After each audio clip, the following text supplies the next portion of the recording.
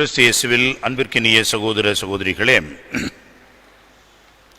ஆண்டவர் இயேசு வளர வளர தன்னுடைய அறிவிலும் ஞானத்திலும் மனிதன் என்ற முறையிலே வளர்ந்தார்.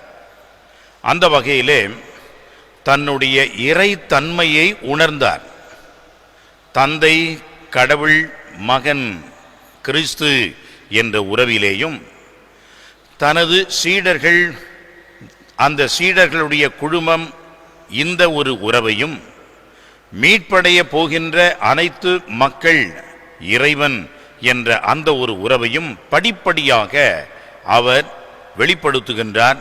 உணர்ந்து அனுபவித்து அந்த அனுபவத்தை சந்தர்ப்ப நேரம் சரியாக பார்த்து அதை வெளிப்படுத்துகின்றார்.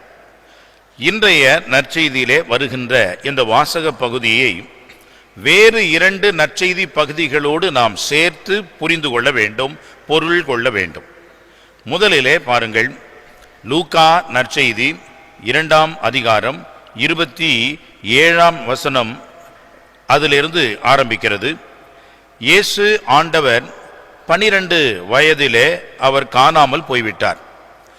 எருசலேம் ஆலயத்திலேயே அவர் தங்கிவிட்டார். அவ்வாறு எருசலேம் அங்கே தங்கிவிட்டதினால் 3 நாட்களாக தேடுகிறார்கள். 3வது நாள் இயேசுவை அவர்கள் கோவிலிலே அந்த மறைநூல் அறிஞர்கள், பரிசேயர்கள் அவர்களோடு தர்க்கம் செய்து கொண்டிருப்பதை பார்க்கின்றார்கள். மரியா சொல்கின்றார், மகனே, ஏன் இப்படி எங்களுக்கு செய்துவிட்டாய்? நானும் உன் தந்தையும் எங்கெல்லாம் உன்னை தேடி அலைகிறோமே என்று சொன்னதற்கு உடனடியாக ஆண்டவர் இயேசு பதில் சொல்கிறார். என்ன சொல்கிறார்? ஏன் என்னை தேடினீர்கள்? நான் என் தந்தையின் இல்லத்தில் இருக்க வேண்டும் என்று உங்களுக்கு தெரியாதா? உன் தந்தை என்று அன்னை மரியா சொன்னது புனித சூசையப்பரை. ஆனால் என் தந்தை என்று ஆண்டவர் சொன்னது, இயேசு சொன்னது அவர் விண்ணக தந்தையை. எனவே அந்த வளருகின்ற பருவத்திலேயே 12 வயதிலேயே ஆண்டவர் இயேசு தன்னுடைய இறைத்தன்மையையும் இறைவன் அந்த மகன் தந்தை உறவையும் அவர் உணர்ந்து இந்த வார்த்தைகளை சொல்கிறார். எனவே நான் உங்களுடைய பிள்ளையாக இருந்தாலும் என்னுடைய தந்தை விண்ணக தந்தை என்ற அந்த ஒரு குடும்ப உறவை இப்பொழுது விட்டு வெளியே வர வேண்டும். இறைவனுடைய அந்த பணியை நான் செய்ய தயாராக இருக்க வேண்டும். இறைவனுடைய இல்லத்திற்கு வந்துவிட்டேன், என் தந்தையின் வேலையை ஆரம்பித்து விட்டேன் என்ற வகையிலே அந்த குடும்பம் என்ற அந்த ஒரு இரத்த உறவிலிருந்து தன்னை பிரித்து கொண்டு என் தந்தை என்ற வகையிலே முதலிலே சொல்கின்றார். இரண்டாவதாக பாருங்கள், இன்றைய நற்செய்தியிலே உன் தாயும் சகோதரர்களும் வெளியே உன்னை தேடிக்கொண்டு வந்திருக்கின்றார்கள் என்று அவரிடம் சொல்கின்றார்கள். அவர் கேட்கின்றார், யார் என் தாய், யார் என் தந்தை, என்னுடைய சகோதரர்கள் என்று சொல்லி தன்னை சூழ்ந்திருக்கின்றவர்களை பார்த்து, தன்னுடைய இறை வார்த்தையை கேட்டு தன்னை பின்பற்றிய சீடர்களை பார்த்து, இவர்கள்தான் என்னுடைய தாயும் சகோதரர்களும் சகோதரியும் ஆவார்கள் என்று சொல்கிறார். இன்னும் ஒரு படி மேலாக சென்று இந்த குடும்ப வட்டத்தை விட்டு, சகோதர சகோதரிகள் என்று சொன்னால் உடனடியாக நம்முடைய பிரிவினை சபை சகோதரர்கள் சொல்வார்கள், ஆக இயேசுவுக்கு உடன் பிறந்தவர்கள் இன்னும் நிறைய பேர் இருந்தார்கள் என்று சொல்வார்கள். அப்படி அல்ல. பெரியப்பா பையன், சித்தப்பா பையன், சித்தி பையன், அந்த உறவுகள் வளையம் என்பது பெரியது. இன்றைக்கு கூட பெரியப்பா சித்தப்பான்னு கூட சொல்ல மாட்டார்கள், எங்கள் அப்பா எங்கள் அம்மா என்று தான் சொல்வார்கள். அவர்களை பேரை விட்டு சொல்வார்கள், கபிரியேல் அப்பா என்று சொல்வார்கள். எனவே அந்த பெயர் என்பது அவர்களோடு இருக்கின்ற அந்த இணக்கமான நெருக்க உறவை குறிக்கிறது. பெரியப்பா சித்தப்பா என்று கூட வேறுபடுத்தி பார்க்காமல் அப்பா என்று எல்லோரையும் அழைக்கக்கூடிய பெரியப்பா சின்னப்பா எல்லா பிள்ளைகளும் கசின்ஸ், அவர்களைத்தான் இங்கே குறிக்கிறது. எனவே அவருடைய குடும்பத்தார் வெளியே நிற்கின்றார்கள், உம்மை பார்ப்பதற்கு வந்திருக்கின்றார்கள். ஆண்டவர் இயேசு சொல்கின்றார், இவர்கள்தான் என்னுடைய தாய், என்னுடைய சகோதரர்கள்.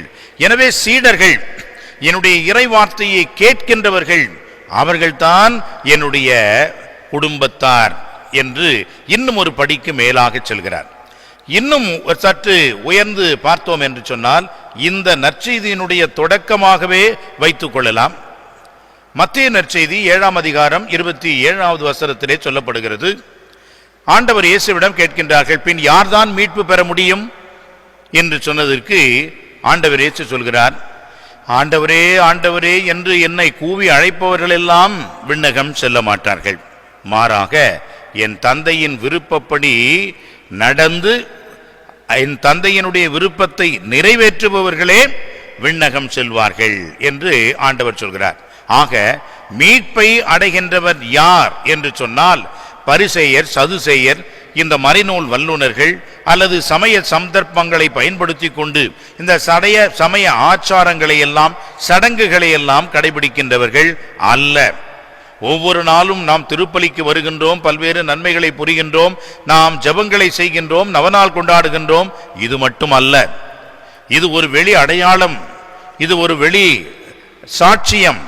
ஆனால் உள்ளூர இறைவனுடைய சித்தத்தை ஏற்று நடப்போம் என்று சொன்னால் நாம் தான் விண்ணகம் செல்ல முடியும், மற்றவர்கள் அல்ல என்பதை மிக தெளிவாக அங்கே குறிப்பிடுகின்றார். எனவே ஆண்டவர் இயேசு இந்த 3 நிலைகளிலே தன்னுடைய அந்த முதிர்ச்சியை காட்டுகின்றார். அந்த அறிவு, ஆன்மீகம், தன்னுடைய அனுபவம், இதனுடைய வளர்ச்சியை காட்டுகின்றார். முதலிலே சிறுவனாக 12 வயது சிறுவனாக இருந்த பொழுது தன்னுடைய தாயையும் தந்தையையும் இதை உணர வைக்கின்றார், என்னுடைய தந்தை இறைவன் என்பதை. இன்னும் சற்று வளர்ந்த பிறகு ஆண்டவர் இயேசு இப்பொழுது அவர்களிடமிருந்து பிரிந்து தன்னுடைய பணியை செய்கின்றார், போதிக்கின்ற பணியை செய்கின்றார். இவர்கள்தான், இந்த சீடர்கள்தான் என்னுடைய தாய் சகோதரர்கள் என்று அந்த குடும்பம் என்பதை இன்னும் பெரிய அளவிலே அவர் வளர்த்து காட்டுகிறார். மூன்றாவதாக இந்த இறை குடும்பம் என்பதை இன்னும் பெரிய அளவிலே பெரிய வட்டத்திற்கு இட்டு செல்கிறார்.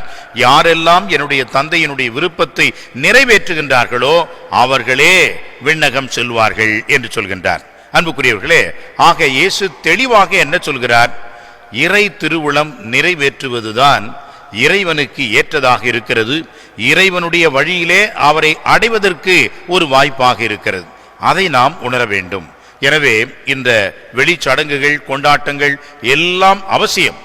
இதெல்லாம் எதற்குடைய வெளிப்பாடாக இருக்க வேண்டும் என்றால், உள்ளத்தின் ஆழத்திலே இருக்கக்கூடிய அந்த நம்பிக்கை வாழ்வினுடைய வெளிப்பாடாக இருக்க வேண்டும். இல்லாவிட்டால் வெளிவேடமாக வெற்று கொண்டாட்டங்களாகத்தான் மாறும். இதயமில்லாத ஒன்று அன்பே கிடையாது. எனவே இறைவனை அன்பு செய்வோம் என்றால் அவருடைய கட்டளைகளை கடைபிடிப்போம். அவருடைய கட்டளைகளை கடைபிடித்தால் அவருடைய திருவுளத்தை நாம் நிறைவேற்றுகின்றோம். இவ்வாறு இறை திருவுளத்தை நிறைவேற்றுவோம் என்றால் நாம் தான் இயேசுவினுடைய சகோதரர்கள், நாம் தான் இயேசுவினுடைய சீடர்கள், நாம் தான் இயேசுவினுடைய அந்த அற்புதமான விலை மதிக்கப்பெறாத திரு இரத்தத்தை பெற்றுக்கொண்டு விடுதலை பெற்றவர்களாக, மீட்படைந்தவர்களாக இருப்போம். இந்த ஒரு நிலைக்காக, இயேசுவினுடைய நெருக்கமான உறவுக்காக ஆண்டவருடைய அருள் வேண்டி இந்த திருப்பலியிலே தொடர்ந்து மன்றாடுவோம். ஆமென்.